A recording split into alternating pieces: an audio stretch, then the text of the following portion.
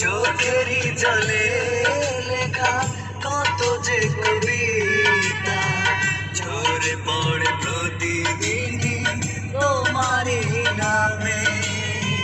চোখেরই জলে লেখা কত যে কবিতা ঝরে পড়ে প্রতিদিনই তোমারই নামে। যেদিনে চোখের জল শুকিয়ে যাবে মনে রেখো সেদিন আমার মরণ হবে। চোখেরই জলের লেখা কত যে কবিতা